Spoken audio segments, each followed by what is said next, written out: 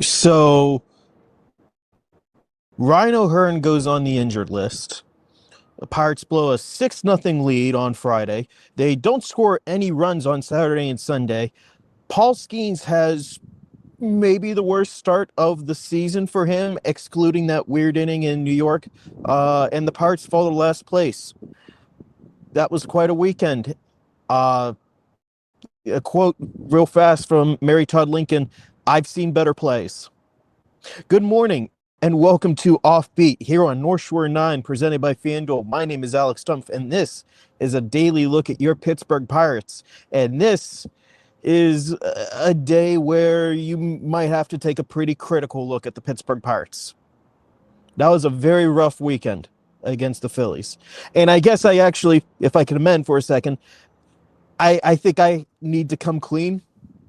In the last podcast where I said, wow, it's pretty amazing how this offense has improved, and that to the point that you could kind of not notice that Rhino Hearn is slumping. You don't always need that bat in the lineup. That did not mean that he could go on the injured list for 4-ish weeks or however long it ends up being.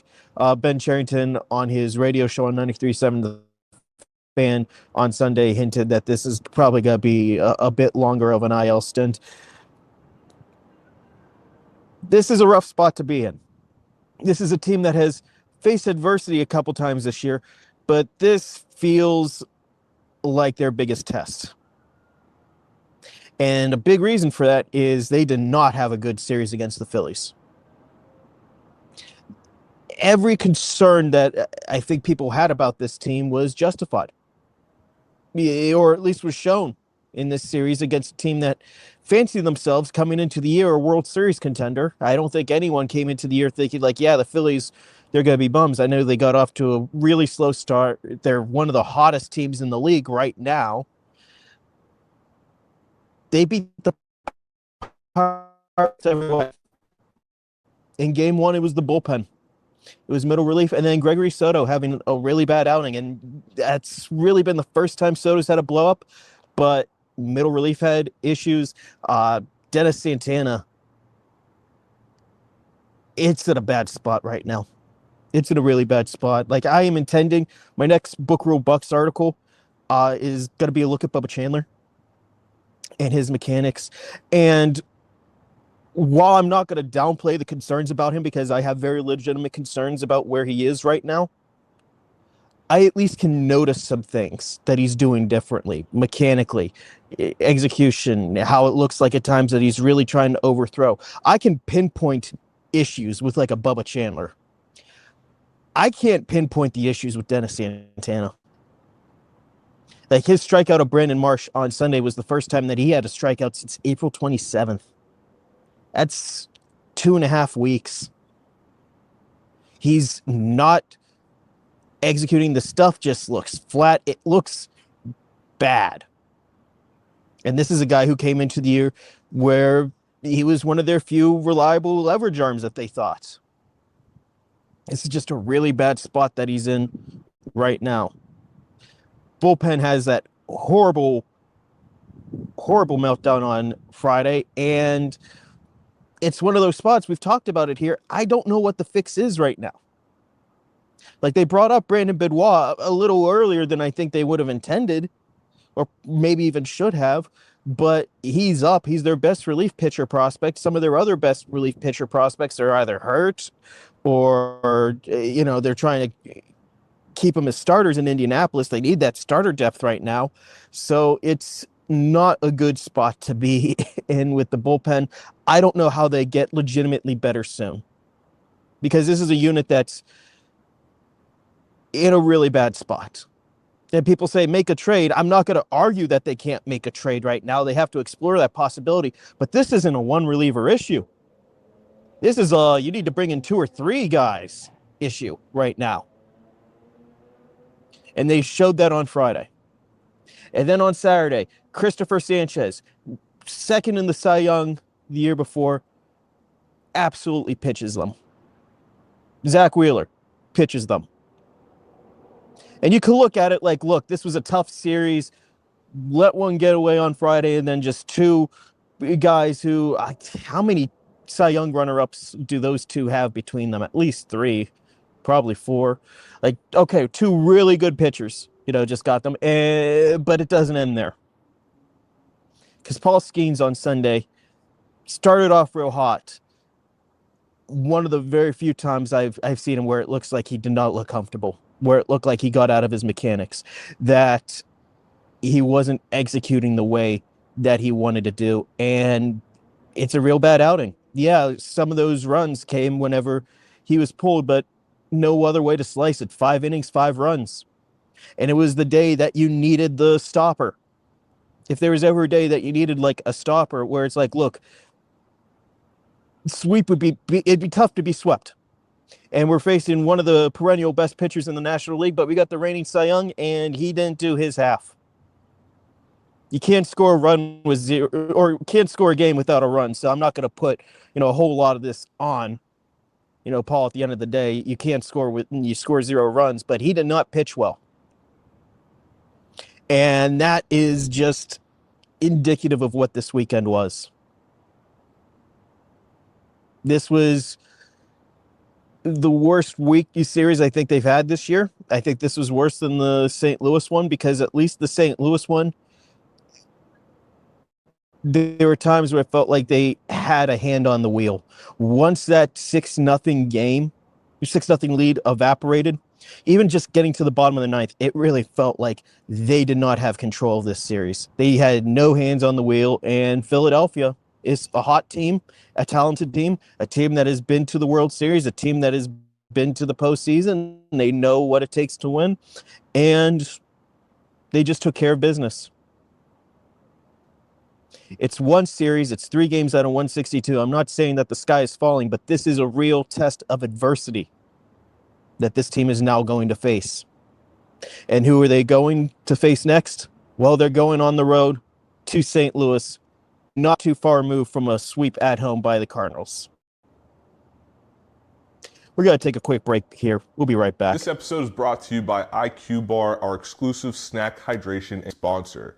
IQ Bar protein bars, IQ Mix hydration mixes, and IQ Joe mushroom coffees are the delicious, low-sugar, brain and body fuel you need to win your day.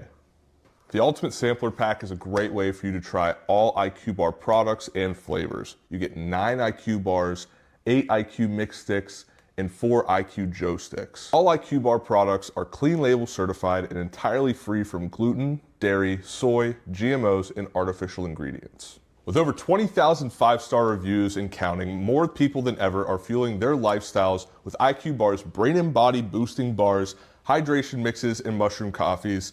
The Ultimate Sampler Pack includes all 3. My personal favorites so far have been the almond butter chip and the iced tea lemonade hydration mix. It's just really full of flavor. I love starting my day with it, and I couldn't imagine starting my day with anything else other than IQ Bar products. Right now, IQ Bar is offering our podcast listeners 20% off all IQ Bar products, including the Ultimate Sampler Pack, plus free shipping. To get your 20% off, text MLB to 64,000. That's MLB 64000. Message and data rates may apply. See terms for details. The biggest thing this weekend was losing Ryan O'Hearn and him landing on the injured list. Whatever you leave with a quad injury mid-game, more times than not, there's an injury, IL stunt coming up. This one's lengthy. This one hurts. And we've talked about a lot of the intangibles that Ryan O'Hearn has brought to this team, the leadership. That is still going to be there, even if he can't, be on the field with his teammates. But the bat was such a big part of this. Like, as good as the intangibles were and how that did factor into the Pirates signing him and wanting him, the bat, he was an all-star hitter last year. And even whenever he had that slump, for what a 10-game stretch or whatever it was, a lot of those at-bats weren't thrown away. He was at least seeing pitches. He was at least battling. He was still getting some hits, in that midst, some walks. He was finding ways to still get on base at a not horrible clip. That's not in there right now. After the game Sunday, the Pirates optioned Nick Yorke to AAA Indianapolis. It looks like there is going to be some transaction made whenever the Pirates get to St. Louis on Tuesday or before then.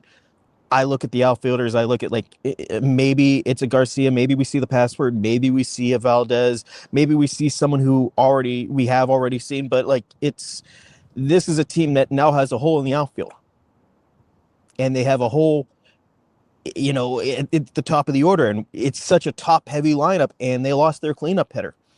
Basically, everything I talked about in the last podcast about the value of Ryan O'Hearn, we're going to see through omission. They are not going to have that stud left-handed bat, that veteran who's going to produce that 800-something OPS whenever there's runners on base, like he had been. This is a significant loss. And then you factor in, Bubba Chandler looking lost right now. I'll write more about it for Book Row Bucks, but just Saturday was the first time where I looked at the slump and the ups and downs of this season and the control problems. And the entire time this year, I was thinking yeah, he's a rookie. You got to remember that. He is far from the first rookie to have control issues develop at the major league level, to struggle a little bit at the major league level, to face that adversity. Let him pitch through it. See what happens. Saturday was the first time where I saw him in game, and I'm like, he is not producing right now. Maybe to the point that you got to consider Indianapolis.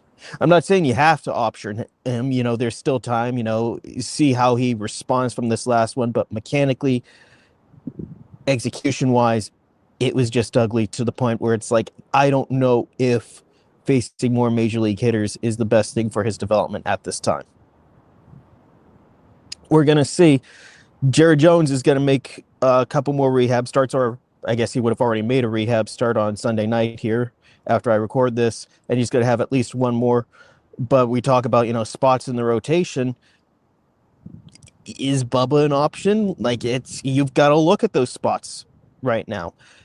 It's just another layer of the adversity this team is facing right now. We have a really good, high potential starting pitcher who looks lost right now. And the bullpen is without a paddle right now. And the offense is down their best hitter. And your Cy Young winner turns in his worst start of the year. I know New York was worse from a statistical standpoint, but if you watch that game, you know how much of that was stuff that was out of Paul Skenes' control. This all was. It's a rough spot to be in. They are still 24-23, and even though they're last in the National League Central, it's a very tight division. It could be a tight division the entire year. So it's way too soon to hit the panic button. But this series in St. Louis, it's a big one. We talked ahead of that, Chicago series last month, how that was the first real test. That was the biggest series of the year. I'm amending it. This series against the Cardinals is the new biggest series of the year. That's going to be a recurrent theme that comes up a couple times on this show. But this is the biggest series they've had this season. A chance to shake off a series like they just had this weekend against a divisional foe that had wiped the floor with them earlier. They need to respond. And this was a weekend of bad baseball. Those who follow me at DK Pittsburgh Sports back in 21, 22, 23 probably remember that phrase coming up a lot, in live files back in the day. Just bad baseball. I got a taste of that watching it this series. Still plenty of time to go, but they have to wash this one off. Thank you so much for listening to OffBeat here on North Shore 9, presented by FanDuel. If you haven't already, be sure to subscribe wherever you find a podcast, or check us out on YouTube if you want to see me in Section 322 at PNC Park. Thank you so much for listening. We'll talk again tomorrow.